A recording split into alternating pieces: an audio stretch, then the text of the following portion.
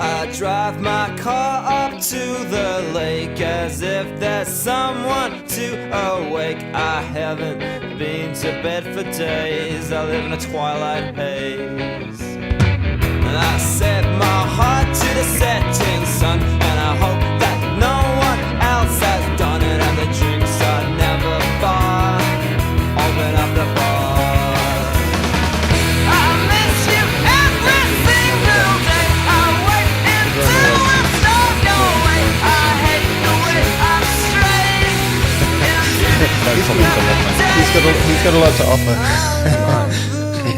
Hey, Ethan, it's really cool that you're able to come in this morning so early, and I'm really excited talking to you about your shop and everything that you're bringing to Christchurch and all that type of thing. That is, thank you. Yeah, no, I mean, I don't mind an early morning. I used to be a baker, so I'm not unfamiliar with being up at this hour. I love Christchurch before 6 a.m. It's a beautiful place. You get to see it. I don't think you necessarily remember and record how beautiful it is at that time of the morning, but everything is quiet and empty, and the city is not even vaguely awake yet before 6 a.m., I find. No, that's right. And what I love about it is as you ride through, you see all of the lights inside of each of the individual cafes that you pass. Yep. And the people who are awake and moving and doing things at this time of day, it's just a very different selection of people. Yeah. And there's a beauty to the quiet of it, and I do miss that. I'm glad that I got up this morning. It was really nice. Oh, cool. Yeah, like I said, I forgot a piece of the podcast equipment, and I had to zoom back home,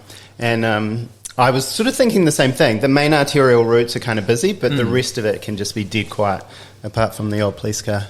Yeah, that was really well described. It's really peaceful and lovely at this time in the morning, for sure. Yeah, thank you. No, I mean, I used to ride a bicycle to work at 3:30 in the morning down Main North Road. Yep. Which, for those of you who are not from Christchurch, is actually written as North Main Road or something. The way it's romanized on the sign is not the way that you say it, which is a fun Christchurch quirk. It took me probably about 3 months to figure out what road everyone else was talking about. And I was like, I ride on that every day. How did I have no idea that's what it was called? Oh, that's not even the worst. No. When you learn how to say names in New Zealand from Google Maps, you end up butchering everything. Yeah. It doesn't matter. Like, Māori place names, English place names, either way, you're doomed. You're going to say it totally wrong. Yeah, you're right. I had a friend that used to call Dunedin Jundin. Oh. Jundin. Fair. Totally right. I mean, it's an interesting place to put the emphasis on those syllables. Yeah. So cool. That's always a good one. But hey, so you've got this little shop now. It's called Get Flocked, and it stocks like a whole heap of different knitting, crocheting, felting. I went on the website last night and I looked at it all. Felting, spinning, weaving supplies, and then all of the tools associated with that, the yarns. Yes. So Get Flocked is a knitting shop, and more than a knitting shop, it's also a kind of, we're attempting to be over time a one-stop fiber arts location here in Christchurch. We in Christchurch over the past several years have lost a lot of craft and yarn businesses. Now, a lot of that has been because people are retiring. Yeah. There's been a lot of passion in these industries over the years, which is a beautiful thing to see. So Get Flocked is right in the CBD. We're right behind you guys, really. If you drew a laser through the walls, we would be, I'm actually pretty sure, right there, which is quite fun. So we're on the high street. We're in one of the last historic buildings that's still around in Christchurch, which is one of the best places, in my opinion, to be. Yeah, totally. It's really interesting being in a city that has almost no old buildings. Yeah. And being in one of them. So it's really lovely to tie that back into the heritage of what we do as people who craft and make with our hands. Yeah. And that was a really great part of getting into that. So we do sell pretty much anything that you could ever need, hopefully, for any fiber project that you might want to make. And if we don't sell it, we'll get it. Yeah. Is kind of the idea. And Get Flocked is quite a contemporary name. Yes. Yeah. So so that's the juxtaposition with the older building. Yep, exactly. the hand knitting and crocheting and weaving and sewing industries are a constant collision between traditional techniques, modern ideas, and the juxtaposition between those two things, and the different sorts of people that get attracted to that. So there's an element here of traditionalism, there's an element here of modern craftsmanship and historical artisanalism, if you will. Yep. And it all comes together at our shop. The name Get Flocked was actually thought up by my co-owner and amazing all-rounder Emily. Yeah. She came up with that one. My first thought for the name was What the Flock, which is good, but objectively Get Flocked is better. And as soon as she said it, it made me laugh. And I think that's part of the thing. And especially here in New Zealand, being a little bit cheeky in advertising is kind of par for the course. If we all think, like, you know, even some of those old ACC ads, because I've watched a lot of them, like, with the ladder and the guy with the paint, and he's hanging off the side of his like second-story balcony. And but there's definitely an element of cheekiness to New Zealand advertising, and we leaned into that with the name. That's a good move. No, it's cool. It's eye-catching, and does it sort of speaks about, like you've touched upon, the customers and the demographic of people that are coming in. Well, they are, for lack of a better term, they are my flock. So Get Flocked is both an intentionally confronting statement. It's really close to another Get F statement that people make all the time. But it's also that yarn shops end up being, and I knew this from the beginning, they're much more than just a place to come and buy wool and needles. They become a community space, and we're very, very aware and have structured ourselves as a third space for people, which has been one of the more difficult things to reestablish since we've started losing them. Like, we had a lot of common shared third spaces, regardless of how you feel about them. We all used to go to church. We all used to do and participate in these large group social activities together. So you end up with things like knitting becoming an adjunct to what previously was a more robustly interconnected social paradigm. And an attempt to kind of create a space that is a welcoming and inviting third space that brings people back out.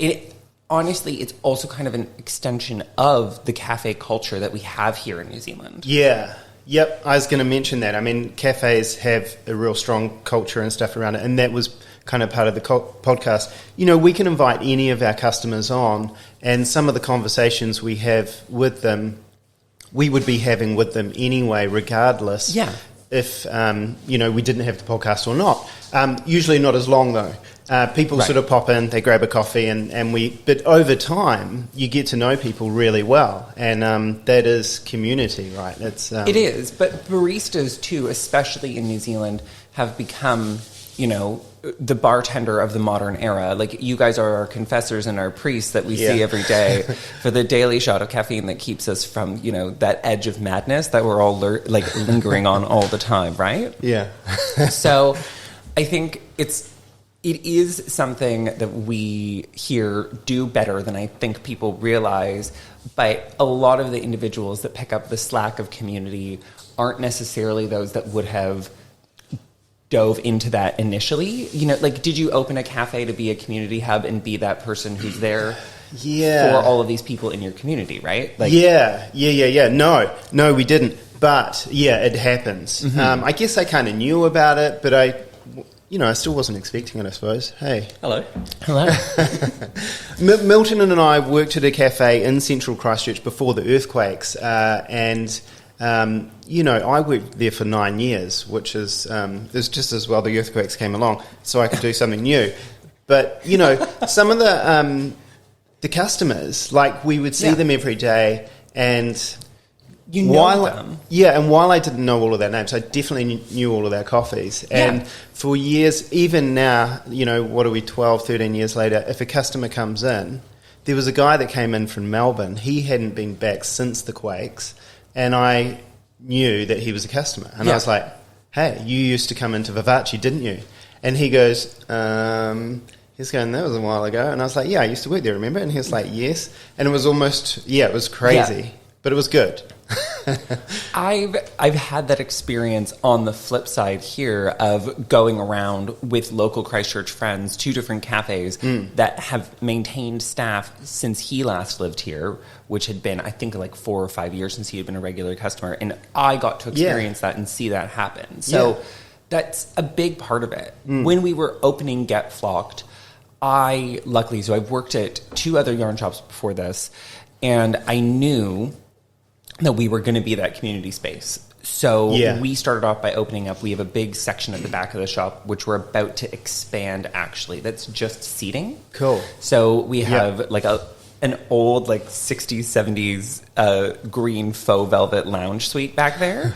And we've got a whole bunch of different chairs, and I'm bringing in another armchair. And, you know, it's really set up to be the back of the room hopefully feels like your Nana's lounge. Yeah. Is kind of the whole feeling. We've got like tapestries on the wall, and it is an important aspect of it is creating a space where people can come and be in. So I'm sure lots of other yarn shops around the world have regulars and stuff like that, but I actually can say that I have customers that I see at least every week, if not 2 or 3 times a week. Yeah. But we made an intentional effort to make our space a place that is where community comes together. Yeah, it's about kind of connection, eh? Mm-hmm. Yeah.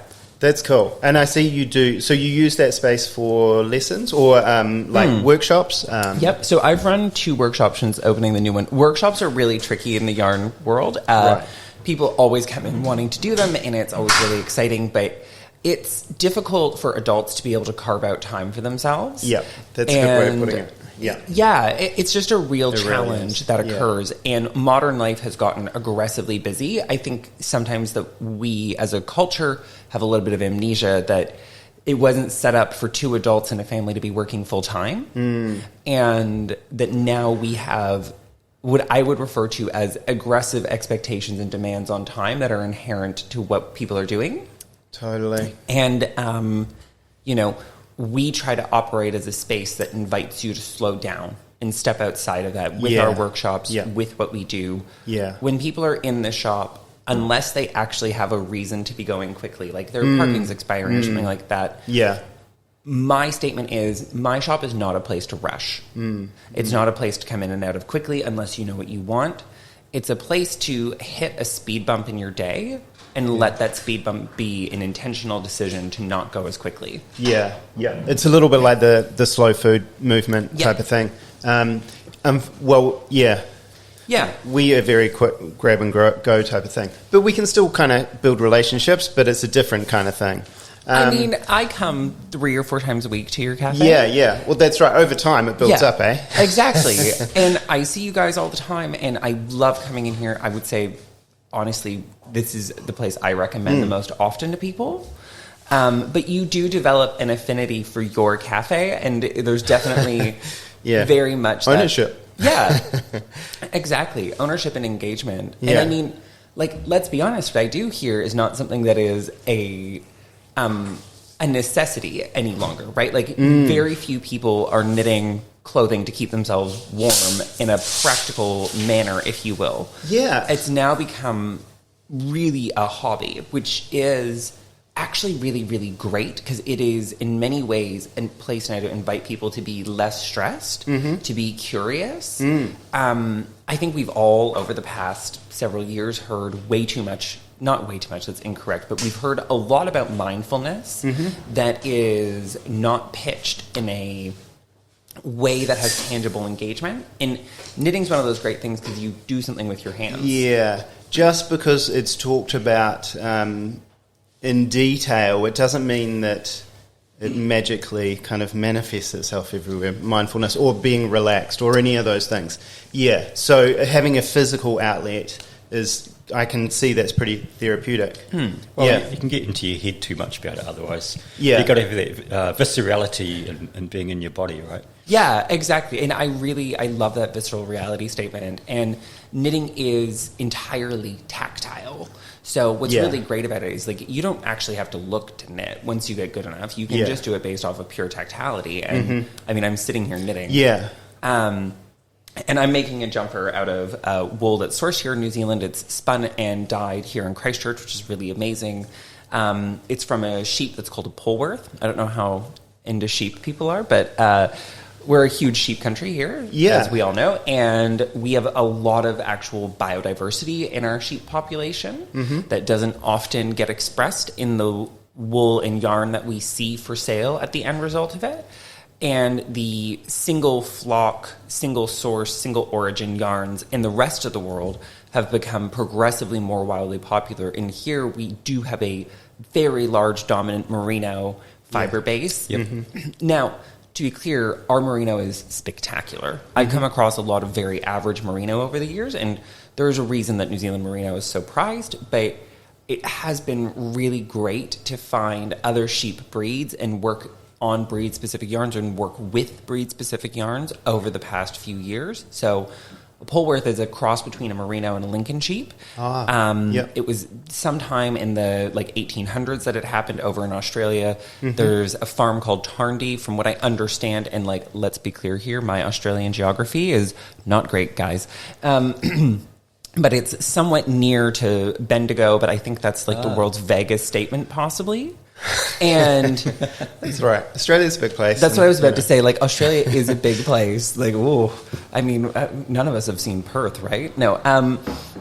And the flip side of this is when we start talking about these single heritage breed sheeps, it starts to bring in a different conversation about what we're doing with our fiber, how we're supporting our farmers, and what's going on with that than just the general way that it gets discussed in the media, because it is really cool to see what people have done, not just now, but historically as well, to try to create more diversity and interest inside of the actual fiber that we have available to us. And I think it's really confusing for a lot of people, but we have to start. There's an organization in North America, and I don't know how far they've spread, but they refer to themselves as Fibershed, but they're using it in the term of watershed. So your local, regional fiber pool and community, the terroir of it, what goes on with it.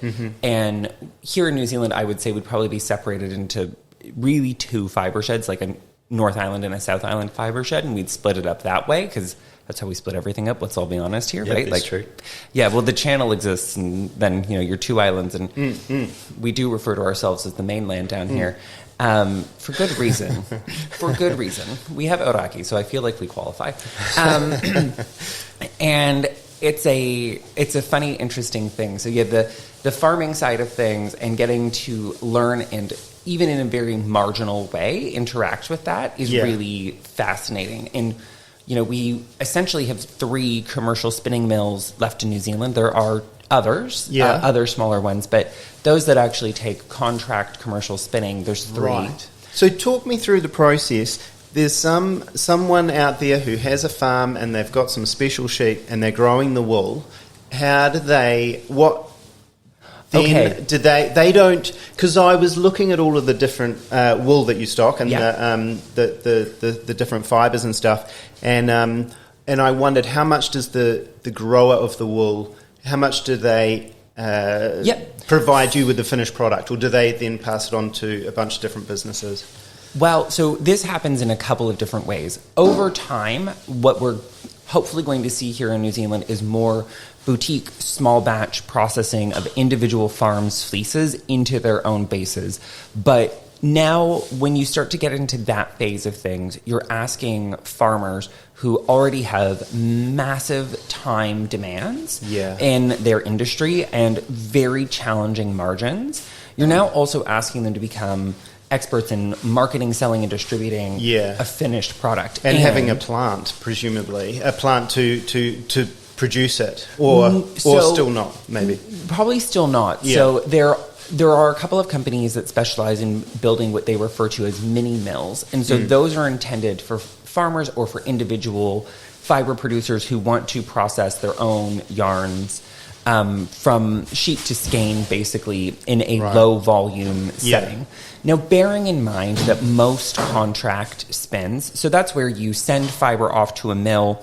There are other steps in the process that we'll come back to, but most contract spins, you're talking about between 150 to a 300 kg minimum. Right. Yeah. And so each ball of yarn is about 100 grams. Ooh. Yeah. So you're then talking about quite a lot of balls of yarn to sell in order to get through that. And part of that process is, you're talking about creating a label, coming up with a name, finding designers and to knit with your yarn so that their pattern support is what we refer to it, because a yarn without patterns is almost as helpful as coffee beans that are unroasted, right? Yeah, I see. You need to be able to take it from its raw state into what it is, and it travels through multiple raw states, if you will. So the initial raw state is the fleece that you get. Yep. Then there's almost like a secondary raw state that you collect as somebody who's going to knit once it's in a finished wool product. And then it goes through a lot of different finishing steps at each phase of its existence, and it passes through so many hands. So the wool that I'm knitting with is Polworth. It's from here in Canterbury. Yeah. It's grown in Oxford. Yeah. It's white and black Polworth. It gets sheared in Oxford and then sent down to Timaru. In Timaru, it gets scoured. Mm-hmm. So the scouring is where we remove the vegetable matter, which is all the little bits of whatever they've been roaming around and that gets caught. It gets cleaned and it gets essentially initially degreased. The first of some degreasing that occurs, because some spinning processes actually involve putting grease back in. Right. But there's a lot of different reasons to spin in different ways, depending on the final outcome that you want. Yeah, yeah. So after it gets scoured, that's when it'll go to be most likely here in New Zealand fiber dyed. So 2 of the commercial contract spinning mills here, they largely work with fiber dyed yarns or dyed in the wool yarns. Mm-hmm. So that means that the loose raw fiber that's been scoured gets dyed en masse. There's a couple of different places that do that here in New Zealand. I think it's 3 dye houses, but I could be wrong. Yeah.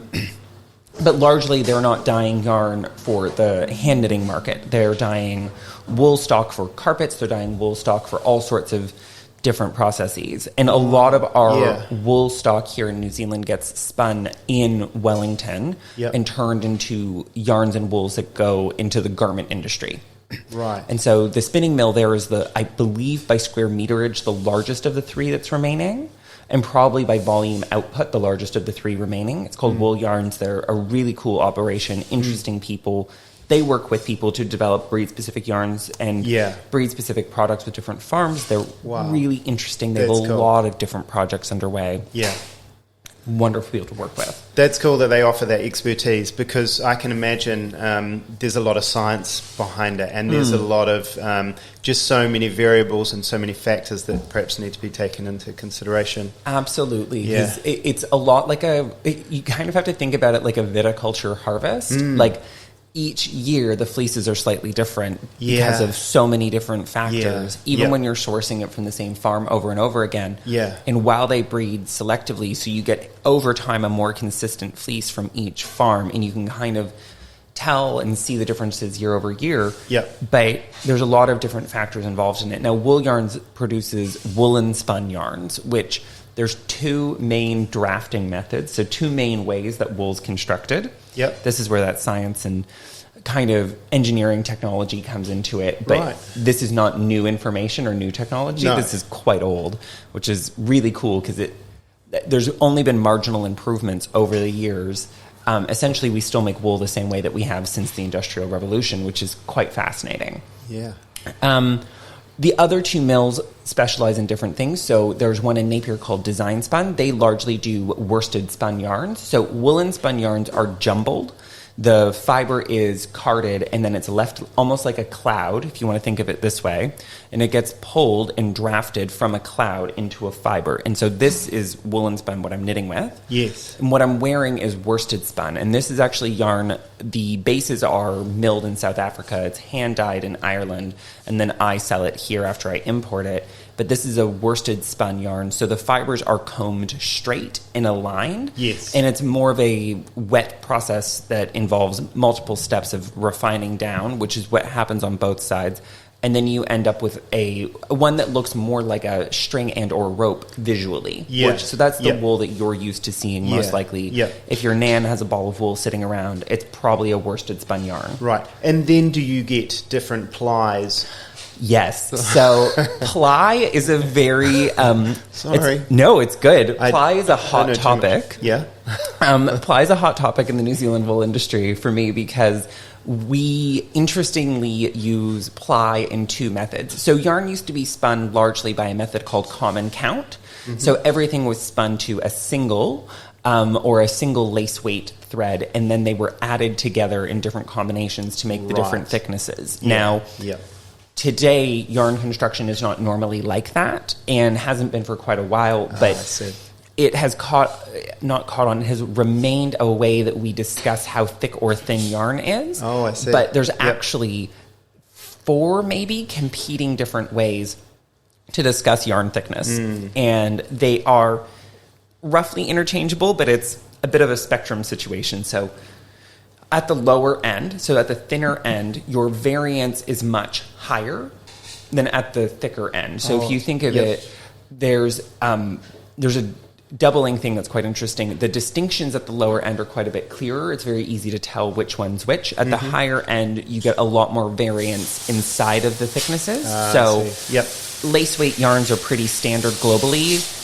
They're normally a 2-ply construction. So that means they're made out of 2 strands of yarn and usually referred to in New Zealand as 2-ply as the weight, but I would call it lace. Lace is a category. Then you go fingering, which is a combination of 4-ply and 3-ply. Then there's sport, which is often referred to as 5-ply. Then, because there's very little difference between a 5-ply yarn and an 8-ply yarn, we skip 6 and 7. So 6 and 7-ply don't exist, and we jump all the way to 8.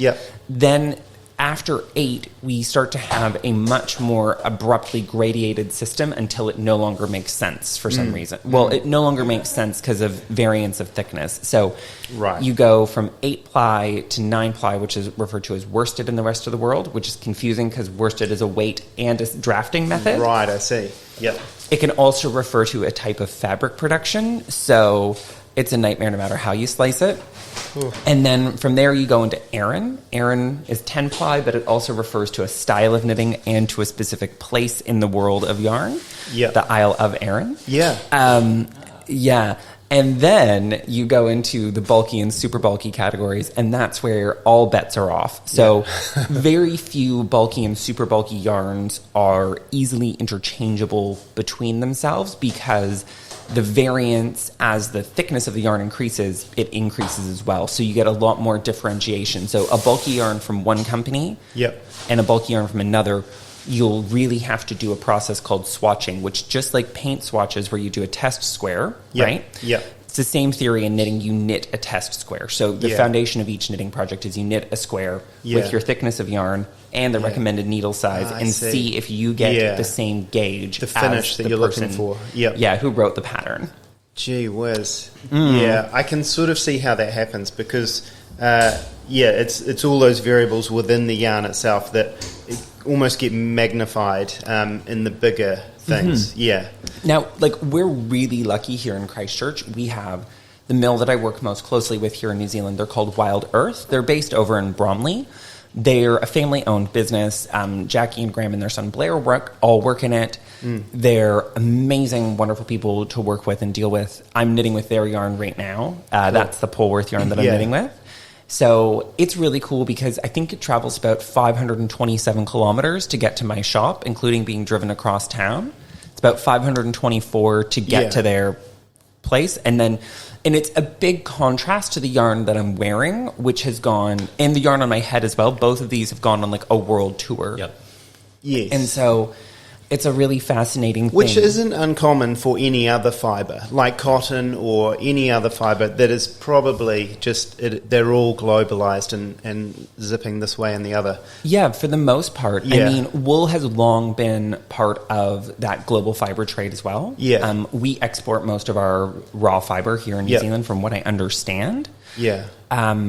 It's really interesting to see how the industry, from the way it was described to me when I first began working in it to what it actually is now that I do it and have seen it long enough, I will be honest, I do worry for the long-term future of the industry that I work in. It's in an interesting tipping point globally in a lot of different ways. You're seeing a lot of businesses opening and closing. You're seeing a lot, and I think we're seeing this across the board. Let's be clear here, but the wool industry is quite fascinating because it takes a really long time for anything to pivot. Like, basically, you have an once a year crop. Like, some sheep can be sheared twice a year, depends. Some are 3 or 4 times, but you need a certain staple length. So essentially, you have, if something goes on in the wool industry, if you have a bad year, you have a bad year. And so it's a bad year going forward from when the incident happened until usually a full year happens. And so, you know, if you were to make a wool with a company and let's say something along the way happened to the fiber, right? You might not be able to buy fiber again to make new wool for a whole year. And when we circle back to that question about, you know, are small farmers making their own wools and stuff, we are seeing that. So there is a much bigger presence, I would say, of farm-specific and breed-specific yarns in North America that I have encountered due to the prevalence of those mini mills that I was talking about. So the first time I kind of encountered this outside of a hand spinning thing, which is part of the industry but different, was a place in Guelph, Ontario called Twin Oaks Fiber Farm. And they make an all-natural sock yarn, which is quite interesting. Most sock yarns contain nylon. They use mohair as a strengthening agent instead. Mohair is a really long staple, which means it's a long fiber. Doesn't break down easily. It's quite durable. And it's very, very warm and light. Mohair is a goat fiber. So there's several fiber-producing goats. There's a Kashgora goat, a Kashmir goat, mohair goat, and an Angora goat. I'm sure I'm missing a couple. I'm not much of a goat person. Well, I knew Angora did, but I didn't know about any of the other ones. So. So some of them are crossbreeds. And then, I mean, there's also Angora rabbits that do produce a very similar fiber to the Angora goat. But the rabbits can be challenging to work with because they're rabbits. Not that goats are the world's easiest thing. But yeah, so the first time I found it was with Twin Oaks Fiber Farm. And what was really fascinating is you would buy yarn from this place in Guelph, Ontario. And when you got the yarn, it would actually have the sheep and the goat that the fiber came from on the label. Whoa. And it was this really amazing connection that I then had with the entire fiber production process. And I really felt the difference, not necessarily in the knitting, but you feel a difference in the connection with what you're making. And then in a larger scale, there's a company that really inspired me when I first started knitting and continues to inspire me to this day called Brooklyn Tweed. And they are an American company that specializes in American-made, entirely American-sourced wools. They've really created a model that other businesses, other organizations even, could follow to create and revitalize breed-specific yarns inside of a country. So they started off by producing a really unique product using an endemic fiber. So it's a Columbia Targhee blend. So the Columbia and the Targhee sheep are both North American sheep breeds. They do really, really well there. They produce a fiber that's not as soft or as lustrous, which is the whiteness and shine, as merino, but it has its own beautiful character. And what they decided to do was to turn it into a classic woolen spun tweed yarn. So something more like Jamieson's of Shetland, which is Jamieson's and Smith is a Shetland-based yarn producer. They've been producing yarns for hundreds of years. They still do. They're really cool. And so Brooklyn Tweed did this, and it really spoke to me on like a cellular level, what they were doing. And I used to go to New Hampshire all the time. The mill that they work with is in New Hampshire in a place called Harrisville. Surprise, the mill's called Harrisville. I know, I can see the shock on your faces. And so that was a really interesting learning journey. And so coming here and encountering Wild Earth, who are also making these breed-specific, hyper-local yarns that are incredibly beautiful. Wild Earth is quite unique as well. They do both woolen spun and worsted spun yarns. So they do both sides of the production, which is really cool. So I have a range of their yarns that is woolen spun and a range of their yarns that's worsted spun in the shop. They do yarn creation for other people, including a great yarn company down in Wanaka called Burnt Hill, that's owned by a very prolific New Zealand children's knitwear designer named Lisa F. And so becoming connected with these people has been very integral to creating a place for myself inside of our fiber shed. Yeah. And I will be honest, what I essentially do inside of this industry is to bring together the expertise of somebody who has lots of hand knitting experience, having made many, many things, to a really beautiful product. And I have a really good memory for patterns and other things like that. So I'm basically almost like a stylist or like a manager almost. I bring all of the things together in the shop at Get Flocked that make all of these things happen. And that's hopefully the value that I add. So I bring my expertise and skill to the table, and I combine it with what's available here in New Zealand and put it all together to make something that is hopefully more than the sum of its parts. Yeah. Because, and the consumer, like, there needs to be that relationship. There needs to be that connection, I think. If you get disconnected from your end user, I mean, you're missing out on a whole lot of stuff because, that's essential. Absolutely. I mean, so there are several new sheep breeds being explored in New Zealand. If you're big watchers of Country Calendar, you might have heard of Hilltop Farms. He's been breeding a new sheep for several years. It's more of a strong wool, so that means it's over a certain micron count, which makes it not necessarily suitable for next to the skin wearing. I carry a yarn that is exactly what you previously talked about. Like, so there's a yarn called the Ōtautahi Station yarn, which is by Pip Cameron. She wrote the book What's for Smoko, and I think the other one's called High Country something. I should have double checked it before I came in. Right. And her merino flock and fleeces are referred to as outcast merino because largely they're colored fleeces. Yeah, I see. But they're of an incredibly fine micron. It's a really beautiful product. I do stock and carry that, but that's definitely one of the more unique, commercially available, single origin source, single station yarns that we have here in New Zealand at this moment in time. Yeah. And I will say that it's definitely like this is an industry that I think most people get into as a labor of love. I'm definitely trying to make like a business go of it. Yeah.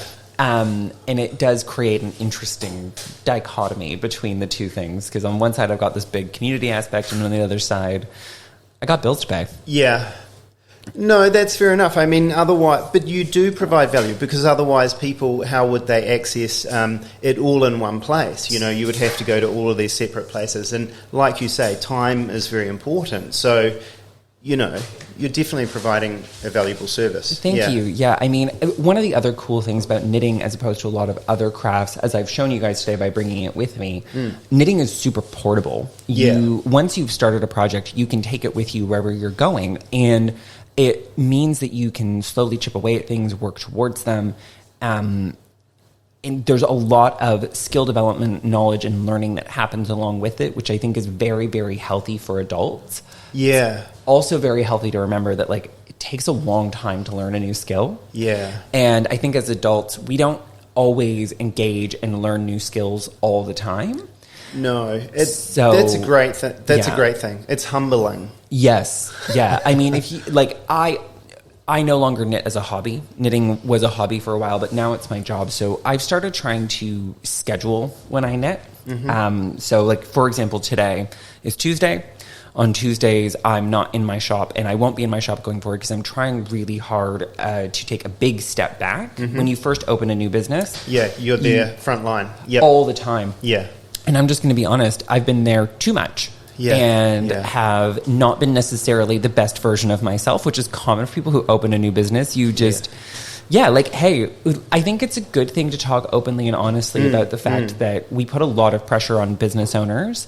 And as business owners, we put a lot of pressure on ourselves. Yeah. And you are exhausted and not in your best state for months at a time. And sometimes you really need to look at a situation and take a big step back, which is what I'm doing. Yeah. No, Ethan, you've said that perfectly. I concur. It's very true. Yeah, I try to be a better person each day, and I fail wildly most days, which is a sign that you're actually trying. Yeah, totally. But I'm trying to take a big step back. And part of that is that I do design work as well. So I design patterns. Both the things I'm wearing in front of you right now, I designed and I made them myself. Yeah. So this, I really stupidly, I'll be honest, named this the Aran pullover. In knitting, every pattern has like a name. Yeah. And I thought to myself, that's silly. I'm just going to call it exactly what it is.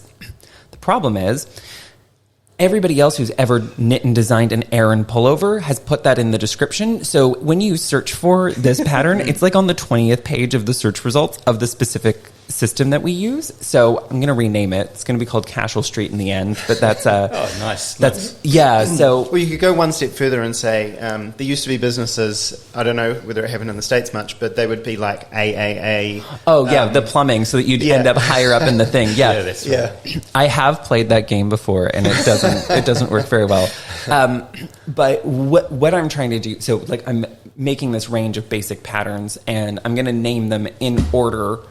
This is a funny thing that you guys might laugh at, but I'm going to name them in order from the street at the shop as I release them up to where I live. So I live in St. Albans. Oh, cool. And so what I'm going to do is move upwards. So the next one that I'm releasing is going to be called High Street. My shop's on High Street.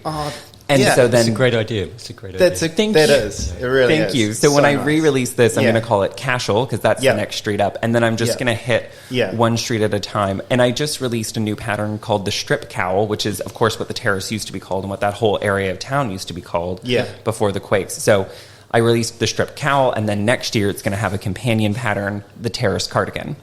So I'm trying to bring like the locality of what I'm doing into it, and I'm trying to work more with New Zealand yarns, and specifically made here in Christchurch yarns by Wild Earth. But a big part of that and getting that work done was establishing my business and now having to take a step back from being in it every day. Yeah. Because it takes a long time in relative terms to knit a jumper.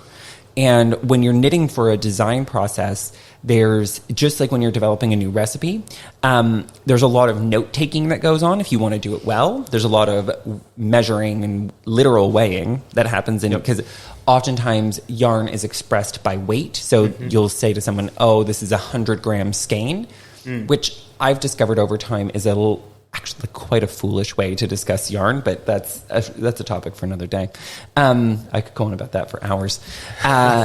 We all have our like things right inside of our industry where you're like, oh, why do we do this? Yeah. But so I've had to start setting aside specific days to actually just work on my own stuff. So Tuesdays are now a day where I am not in the shop. I'm not going to be in the shop basically Tuesday to Friday going forward. Thursday and Friday are going to be my days off, which is like a wild thing as a business owner. Like I'm actually taking days off. I'm not giving myself a choice on it. It's been really unhealthy and bad. That's real wild, man. You must be looking forward to that. Oh, like in a way. Must feel weird. Well, so I haven't had a vacation of any sort or a break longer than 2 days in 4 years from work. The COVID pandemic that occurred and all of that stuff and lockdowns did not slow down what went on in my industry, just to be clear. While we were not open and selling things, we were connecting with our customers. We were doing daily videos through Facebook and stuff like that. We, like all over the knitting industry, all over the world through lockdowns, people really rallied and tried to provide connection. And it's quite impressive what everyone did, including my previous employer at Outlaw Yarn. What Deb did there was really, really great. And I think it's important to note those things regardless, but it does mean that there's like a thing that gets talked about a lot, which is like burnout. And I'm so far past the point of burnout, I don't even know what it would be like to be rested anymore. I'm sure you guys feel that, but it's a weird thing, right? Like, yeah. I've only been there a couple of times, and you do, usually kind of what's going on, and if you can kind of step outside of it. But we've all had a taste of that. One of our customers, you're saying when you're in that, in that burnout mode, you don't know you're in it, and you just can't, you don't know what proper rest and relaxation is like, and then when you step out of it, it's like, whoa, where the heck have I been? Yeah. Last week is the first week that I took like 2 days off successfully. And I went back to doing like a big step outside of my work life is my main hobby is I do CrossFit. And I went back to that. And honestly, this week, it feels like I've woken up from like a long-term thing. Like literally gun to my head. I couldn't tell you what's happened over the last 3 months. So it's a blur. It's just like that. And so I'm really looking forward to stepping back. And it is important. And I hope that as people who watch this, whoever you are, like remember, like there's always a time to know when to step up and when to step back. And yeah, it's not keeping your foot on the pedal like 100% of the time. No. Yeah, because life, there's curves and bends and all of that type of thing. And yeah, exactly. we can't expect ourselves to just plow straight through at the same speed. No, and I definitely do expect that of myself. I'll be honest. Yeah.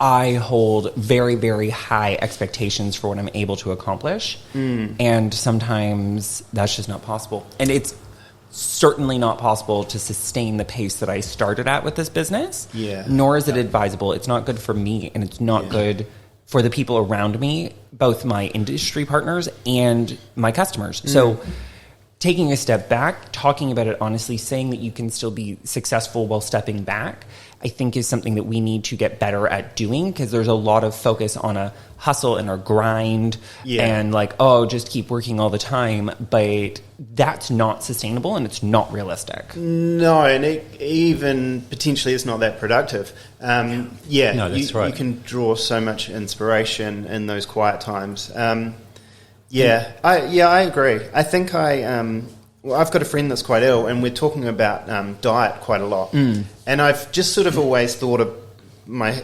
self-perception, thought I've got a good diet. I've got a good diet. I eat vegetables, I eat fruit, I eat meat, and blah blah blah blah. I've got a good diet. And then, but then I realised that I perhaps didn't have a good diet, and but I just assumed that I had. But it wasn't really based on fact. It was just based on this idea that I wanted to think that I had a good diet. So it's so stupid. But now I see, need a lot more fibre, all sorts of things. Right now? Hit me. Oh, no, it's just, you've got a degree in cultural typography. Yeah, so I went to school for cultural studies initially. Then I went back to school for business. Largely, my life now revolves around using none of that, actually, which is quite fascinating. Don't go to university, kids. And I do mean that genuinely. I think that there's diminishing returns over time on university education. I think that's a really difficult thing to say, and I don't think people are going to like that, but that's my... Yeah. The majority of my life, I've not made money based on what I did for education. The way that I've been able to support myself and live has been by honestly just working literally at anything that's available. Like, I'm fully not ashamed of the fact that I've worked at a Domino's Pizza. I've worked at a McDonald's, like, as an adult, to make money and make ends meet. Why would you be ashamed of that? Well, I think that there is actually a stigma around it of being a successful professional and having done those things quite recently. And I was a baker at a New World when I first came here to New Zealand. It was one of the best working experiences of my life. I'm still friends with the people that I worked with there. Yeah. And I miss that more than anything else every day. I don't know. There's very few things that are more satisfying over time than honestly working with your hands. And it's quite soothing watching you doing your knitting. It's like, I pick up on that.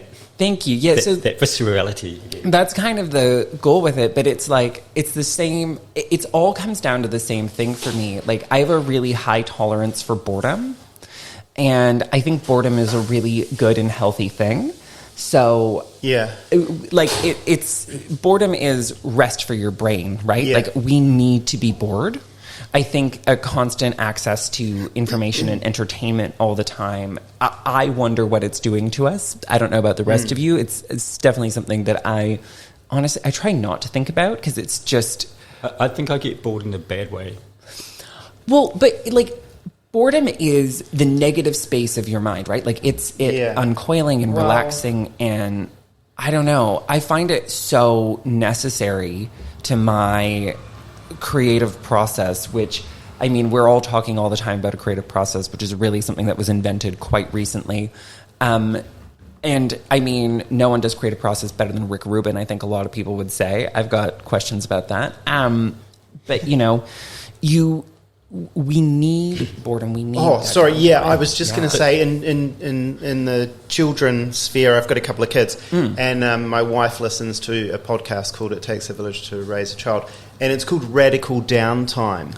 So they've kind of rebranded boredom as radical downtime, and they're encouraging parents to allow the child to not have anything scheduled, which sounds ridiculous. So but it's yeah, a good thing. just to kind of actually be bored. It's creating a space. Yes, it does. The brain does a lot of development in those times. And that's right. Look, why, you know. Look, the sort of downtime that I got when I was a child was kind of great because my brother played a lot of ice hockey, which is like the biggest sport in Canada by far. So if I wasn't at a dance studio or sitting on a stool in a kitchen watching my parents work, I was probably in an ice hockey arena, completely disinterested in what was going on, just for the record. It was not until years later that I would find out that I was interested in hockey players for a very different reason. That's another story, though. And so, like, I grew up with that. I was really lucky. I'm so glad all the time that I grew up in the 90s, actually. Like, I was born in 1990. It's a really kind of the last. This is such a self-referential thing to say, but it's, you know, it's the last childhood that I think makes sense and is recognizable to people who are older than me. I don't think that childhoods going forward from that point are something that's as recognizable and communicable as it is, like, you know, childhood from the 50s to the end of the 90s was remarkably similar. And there have been some radical changes, and the digitalization and all the social media and stuff. The speed at which we receive information and consume it has really accelerated. Vastly. In the turnaround on things where we're expected to have opinions really rapidly, and everyone's their own brand, and everyone needs to be running out and saying things and doing things. And, like, you know, I have already spoken about taking a step back, and that's definitely a big part of it. You know, I try not to be reactionary. There's actually quite a lot of drama all the time in the knitting world, which you wouldn't expect. But anywhere where passion intersects with business, there's going to be that's right, drama. It's just the reality of it. I mean, you know, working as a chef, I've had I think we've all had all sorts of things that go on. You know, like I think the most vivid is still the day that someone I was working with drop kicked a full deep fryer basket of hot chicken wings that had just come out of the fryer across the kitchen. And, like, I think I do miss those general... Those moments are awesome. They're awesome. Yeah, I miss those general shenanigans. You know, like, you're not paying attention, you're in the middle of an argument with someone, you throw a French knife, it ends up embedded in a wall, and you're just like, oh. Like, you look back years later, like, kitchens are, like, the most high-pressure situation in the world, for no good reason. I want to be clear, everyone. Like, someone is making you a snack, let's calm down. I agree. Yeah, and so, like, it's the drama, it's so, you know. Yeah, well, I mean, it's, like, everyone's talking about all of these TV shows that are being made about chefs now. And it's like, I don't think I could bear to watch that. I think that, like, the anxiety I would feel, and, like, do they capture the noise of a chip printer accurately? Because that is the sound that haunts the dreams of every line cook in the world. Like, that little, like... I think the beer probably does, but it is, once again, it's still going to be dramatized and stuff. But it does do a certain good. I don't know that you could get... I don't think that you could make up drama bigger than the actual drama that happens in kitchens. Yeah, exactly. That's right. It's always going to be a thing. Right? Like, that's the thing. I mean, it's a funny wee world. I grew up in it. I'm glad in a lot of ways that I'm no longer in it. Both my parents did it for most of their lives. My dad still most likely does it every day, knowing him. I mean, my parents definitely showed me what hard work looks like. And also have been really good, you know, if I can't be a good example, at least I'll be a good warning. My parents are really good warnings about, like, planning and knowing that your body can only do it for so long, and having an exit strategy to, like, I left the industry. I had like a more than a bit of a nervous breakdown, which is so common for chefs. Let's be clear here. Like, It is not a healthy industry to work in. Remember how I said don't go to university? Don't grow up to be a chef. It's not a good place to work. It's not good for us. Hospitality is one of the places where people really can get ahead, though. I want to stress that like kitchens do, whether or not they do it successfully, do try to function as meritocracies, and there is something of value to that. Yeah, I've always loved how there's been in a lot of they willingly share skills and methods and things, because it is kind of a team, and the people need to know how things are done. So they often are very generous the way that they teach the other people in the kitchen. Does that happen in the knitting world? So the knitting world's kind of a very confusing space. When we talk, the reason I don't talk about the knitting industry terrifically much is over the last little while I've been really thinking about it, and it's actually the knitting industries. Right. So there's the production and distribution side of it.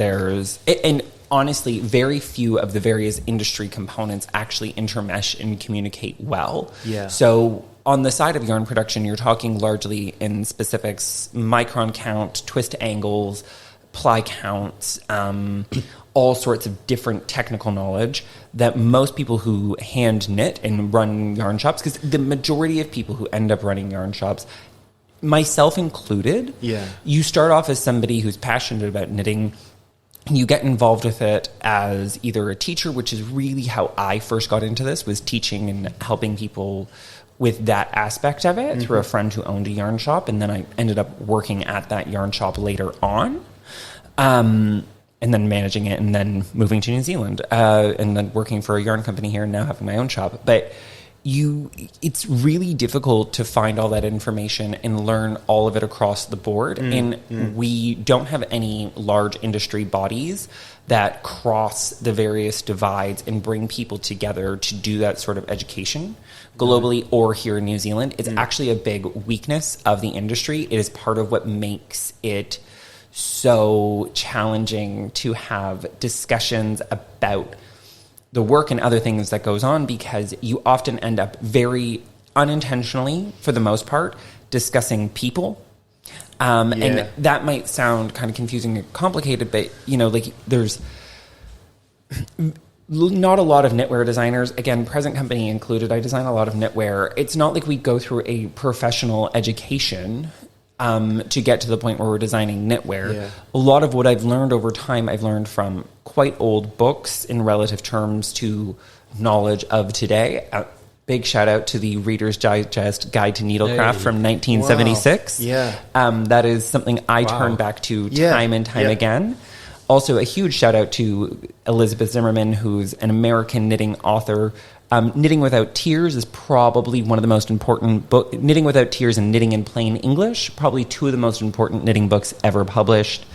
There are resources out there, but there's no codified way to teach it. And knitting it's really confusing to know how we should be teaching and educating and going about this, because a lot of the information becomes your almost like proprietary knowledge and skills, and finding ways to monetize and share that is quite difficult. In cooking, nothing remains a secret long. Yeah. And, what I would say about knitting is there's actually no new ideas in knitting. Everything gets recycled and reused. I think that when you're dealing with a finite number of possible combinations, that you're going to end up with things being repeated. A lot of designers end up having the same ideas, not because they're copying each other or looking what each other is doing, but because there's only so many pieces, types of wool that exist. There's only so many stitch patterns, and there's only so many shapes you can make that successfully interact with the human body. So at a certain point, you're going to make something that someone else has made. Right? Yeah. So I think what I'm trying to get at here is it's a very different thing, and it's very complicated to figure out. For me, it's probably more complicated than it should be, but it's complicated to figure out how we go about sharing that information in a way that's respectful of the people who have, there's a term that I came across quite recently, unvented, unvented. So as in not discovering something new, but just doing something that people haven't necessarily done and giving it a better name or a better way of doing it. So there's a lot of unventing in the knitting world and people who do it really successfully. There are individual people inside of knitting who are kind of developing it and pushing it forward. They're quite well established. They usually tend to have quite a long run of time before you get to a place where you have the time and energy to develop and come up with new ideas. Yeah, so be like right on the edge. Yeah. Yeah, so there's a woman she's an American. She lives in Holland now, or the Netherlands. I'm not sure if she's actually in Holland. Holland is a province of the Netherlands, everyone. There's a fun factoid.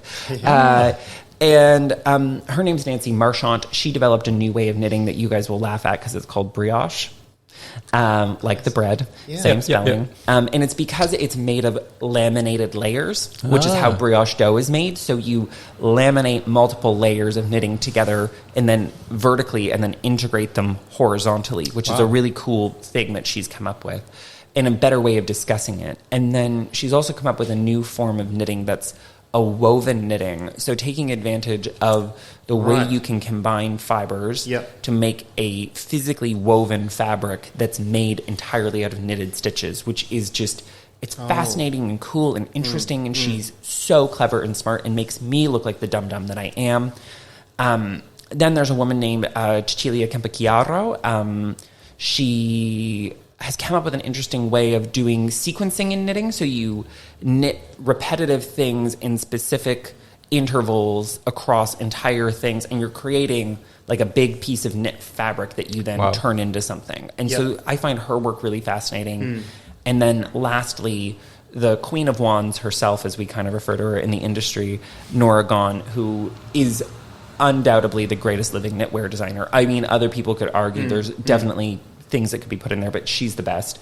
And so you learn from these people because they've had time to think about these things and to develop, and quite frankly, I think they're more clever than I am, and they've come up with these really brilliant things. And so a lot of my role is to figure out, how do I take these incredibly clever and brilliant things that they've done and make them accessible to my immediate community, and then from there, how does that spread outwards into the bigger knitting community? So I hope that's kind of, it's a very long way of answering that question. But no, I mean, it's real fascinating hearing what it is like. And it sounds like there's some, because there are benefits and sort of drawbacks to some of those things that you described, like having a very small, fragmented community can actually produce kind of cool things everywhere. There can be a benefit. When you've just got one culture and one monopoly of, say, a big business, just growing merino, just making merino items, and then the merino thing gets so big. Well,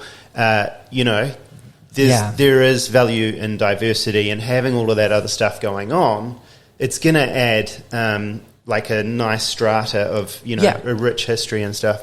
But it's also confusing. But we're so lucky in knitting. Complex. But we're so lucky in knitting, a lot like with baking, more so even than cooking today, where we have very set, regionally specific styles and approaches. The baking that is done in a Korean bake shop versus a French pastry house every day are two completely related things. We're taking flour, egg, sugar, butter, putting it together, but we're coming out with completely different results. And the same thing happens in knitting. So there's a very vibrant Japanese school of knitting and thought process of knitting. There's a vast and vibrant, almost completely unexplored by the West, Chinese style of knitting.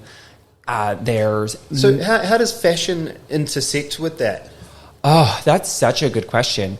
So I've become quite anti-fashion, which is interesting because I would have said before that I was deeply fascinated and in love with it, but no one's really released anything that interesting to look at since Alexander McQueen died. And so my love affair with fashion started to die out quite quickly.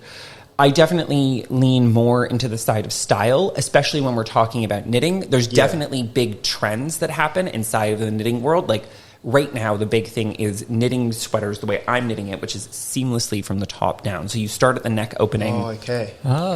work your way to the underarms, separate and knit sleeves, and then knit the body, or knit that in a slightly different order. Yep. This is hopefully going to be one of the last things I knit seamlessly and top down for the next 12 months because I'm really over it.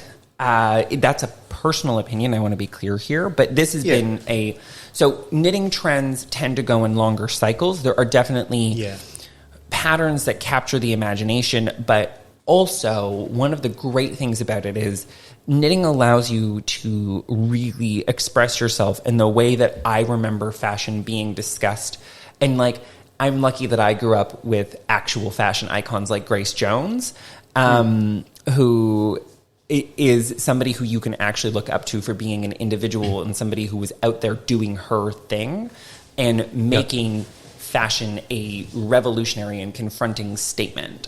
Yeah. And I think that we do the same thing with knitting, but it's a quieter revolution and statement. It's a thing that says, I'm eschewing fast fashion. I'm saying no. Like, while there are knitting machines, it's really important to note there is no such thing as a crochet machine. So if you're ever out there and you're seeing at a shop, regardless of the shop, unless it's an individual artisanal shop where people have been paid fairly, all of those crocheted items in shops have been made by humans. Yeah. And so if you're out there buying, let's say H&M, and I don't know if H&M has these things. I want to be clear because I haven't walked in there in 10 years and I'll stay out of it as long as I can.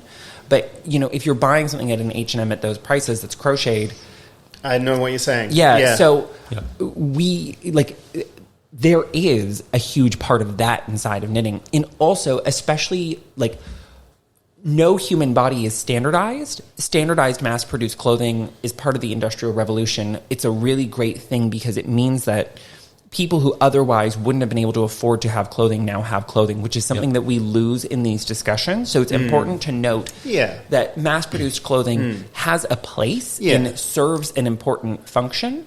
However, it doesn't fit people. Very few people are a standard size. Very few of us actually fit the clothes that we go out there. So knitting especially, like, I have a very unusually shaped upper body. My torso is very, very small. My arms are extremely long. And I'm relatively muscular inside of those constraints because of what I do for a hobby. Yeah. And I don't fit into clothing. You know, like, it's not like I can go to Three Wise Men and buy a dress shirt that fits me comfortably. Yeah. So knitted fabric as well is so great because it stretches, it breathes. Wool is so comfortable next to your skin. Shirts are often the things which expose those differences. Yeah. No, see, for me, it's really funny. Like, I can barely fit my legs into most pants because I squat a lot, and so my thighs are quite big. Except for today, I'm usually entirely in knee-made clothing. I'm wearing jeans that I bought today, but that's a recent thing where I was able to find a pair that fit. Do you make your own jeans? No, I have not sewn jeans. I've sewn denim pants, but jeans have a lot of really specific constructions with felling and other things, and that's a whole... Jeans are hard to make. So can I ask you, how long does it take to design I've done a bit of pattern making in the past. When it comes to knitwear, how do you do it on paper first? Yep. So I do. Not all knitwear designers do. When I'm designing a piece of knitwear, I initially knit a swatch, which is a square.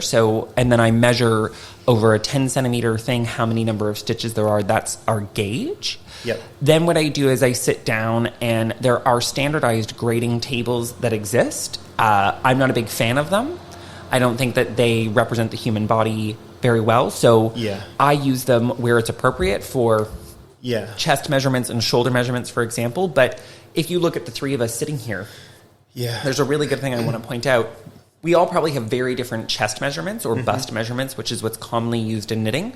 Yep. But I guarantee you from here to here, from the base of our neck to the top of our shoulder insertion, we're almost all the same size. This measurement changes very little person to person. Is that right? Yeah, so if you look at all three of us standing here, if we all go like this, it's relatively the same distance on each of us. Yep. So a big part of the challenge that I face with knitting and a big part of the challenge that I try to take on in my knitwear design is to create things where people can easily select something that will fit them at a bust measurement and then create a pattern that allows them to adjust the sleeve specifically because our arms have so much variance. And your bust measurement is not a good indicator of what your upper bicep circumference is going to be. Yep. And at a smaller end of the scale, human bodies have less, like if you're in a smaller physical volume, we have less variance in our bodies. The more physical volume we carry, the more that volume tends to be dispersed in unique ways. Yep. And so we need to write patterns, or I strive to write patterns that allow knitters to control the factors that make them fit their bodies better. Yes. Wow. So the long and the short of it is, it takes me a really long time to develop a pattern because I'm trying to think about all of those factors. Yeah. And this is a fun thing that I genuinely try to challenge myself to do.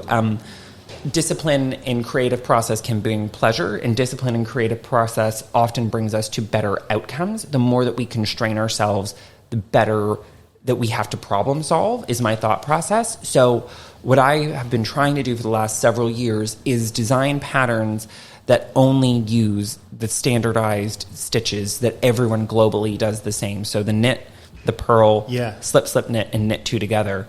And almost all of my patterns currently only use those stitches. Yeah. And so it's a really limited window that I put myself in. I put a lot of constraints on myself, and I'm very committed to making garments that people can fit the way they want to their body so that they feel good. Because clothes should fit our bodies. We shouldn't change our bodies to fit clothes. I was just thinking how good we feel when our clothes fit real nice. Yeah.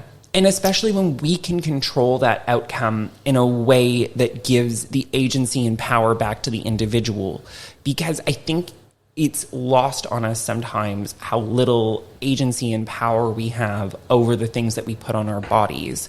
And that is actually, for a wide spectrum of the population, I don't think just for, people who are trans or people who are gender nonconforming. I think actually more people, if you really talk to them, don't feel like the clothing that they wear represents who they are as a person. Right. So I try to design patterns that are simple enough that you as the individual, what you do to it immediately changes it into your own garment and gives you the freedom and the skills and tools you need, even at a very beginning portion of a knitting journey, to make something that actually fits you. Yeah. The way you want, the way you're envisioning in your head. That's great. I largely deal in inches when I talk about knitting, which is funny because I grew up with centimeters, but a lot of knitting patterns are written in America. So I have a 22-inch arm seam, which is massive. Averagely, you're talking like from here to here on most people, probably 16 inches. So I've got like a full extra 6 inches. You have got long arms. What happened with me is really early on in my knitting journey, I had to learn how to modify my own patterns. Right. And so what I've done is, over the years of doing that, I've written down how I've done it enough times that I can now explain to others in a written format, how do you take this exact thing that I'm wearing, which again right now has a really dumb name, and turn it into something that actually fits you. So inside of this pattern, there's a sleeve calculator. So instead of giving you a standardized sleeve length and saying, work like this over this many rows and do this and it'll work out and you'll be fine, I go, hey, you need to make the front and the back of this first. You need to fit it at the shoulders. Then you need to measure the distance from the underarm to your wrist, and you need to make a sleeve that fits from your wrist to your underarm, period. And this is the steps that you take to do that within this pattern so that you can be successful and have a garment that you want to wear at the end of it. So and the thing with the seamless top-down knitting, which is quite confusing to a lot of people, it's very difficult to manipulate a fabric when it's all in one piece. And in knitting, when you increase, you remove slack from the system. So this is an engineering way of discussing it. So systems either have loose tolerances or tight tolerances. The tighter the tolerance, the less slack, the less movement there is inside of a system, which, depending on what you're doing, is either good or bad. A knitted fabric needs to, within certain constraints, breathe and move. So when we remove the slack from the system, it creates a less flexible, less fluid fabric. And wool already doesn't want to be fluid. So you're inviting it to revert to its initial characteristic in a way that is counterproductive to the goal of making a comfortable fabric to me. So almost all of my patterns, they're knit bottom up.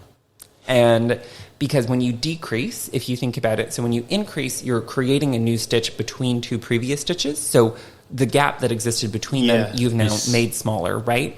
When you decrease, you're overlapping two stitches and you're replacing those two stitches in the new row with one continuous piece. And so that removal of space happens without a disturbance to the overall tension of the piece. Mm-hmm. And so to me, it produces a better fabric that is more comfortable to wear. There are definitely times to still knit seamlessly and top down. And I think that a lot of accessibility has been improved for knitters so they can make things more easily. But I also think that it does a disservice when we want to talk about refining the shapes of a piece down for a wider variety of bodies. I think we can achieve better results from more variance knitting fabrics flat and seaming them together than we can knitting seamlessly. Yeah. So it's kind of one of those things where like things have moved forward and progressed, but I think there's limitations to what we can do. And I look at a system and say, I think all of that's great and wonderful, but I think we can do better. And I also think that sometimes progress in technology sometimes technology and improvement get confused for progress. Yeah, for sure. You know, I think we can all agree that we all hate new parking meters because there's nothing worse than standing there trying to type your rego plate. They suck. Right? Like, I just miss the convenience of pulling up. And, like, if you have to pay for parking, you have to pay for parking. But, like, pulling up and just popping a coin into a thing, like, I grew up with that. So, Yeah, for sure. Yeah. Hey, Ethan, here's our menu. Take a look at that. And thank you. Thanks for coming in today and telling us about yourself and your shop and all of the things that you described. Like, it's just mind-blowing. I've learned an awful lot. Yeah, totally. Thank you. I hope this was interesting for you and your viewers. Christchurch is really lucky to have you. I'm really lucky to have Christchurch. I want to stress that fact. Christchurch definitely saved me. I came here on purpose. I wanted to be here in Christchurch. I left for 3 months. We have a big mural in Christchurch. It's actually just over there. It's on the other side of the bus exchange, diagonally. Yeah. And it says, I always knew you'd be back. Yeah. And I remember when I realized that I was coming home to Christchurch, not just coming back to Christchurch. Right. One of the first things I did when I got back on Friday, September the 13th, it was a fun day to come back to town. I went and saw that mural because it was right. I was always going to be back here. And I think this is exactly where I'm supposed to be. You can use any term, and I mean this for you guys and for anyone at home, you can use any term you want to describe it, but I do believe that there are times and places where we end up where we're meant to be there. Yeah. And I think I'm meant to be here in Christchurch right now. And I feel lucky every single day. And if you're somebody who's listening to this, and Christchurch and New Zealand get a lot from a lot of different people, I love this city. I'm very passionate about it. I wouldn't want to live anywhere else. I hope you guys feel the same way about Christchurch. I think it's honestly one of the best places in the world to live. And I'm a huge fan of reminding everybody that, like, the more that we put into Christchurch ourselves, the more that we invest and make things good here as people, the better things are. There is no better place to be than where you are. And there's no better time to do better things than right now. So wherever you are, whatever you're doing, invest there and focus there. Don't worry about the rest of it. Don't look around. The grass is not greener in Melbourne. The grass is not greener in Paris. It's the same grass. It's just here in Christchurch, you have a much better chance of fertilizing that grass and making it grow. Well said, man. Yeah, well said. Totally. Yeah. I don't think I can add to that. That's awesome, Ethan. Thank Thanks. you. We'll have you on again sometime. Amazing. Can't wait to be back. Thanks. Thank you so much. Cheers, mate. Bye-bye. Bye.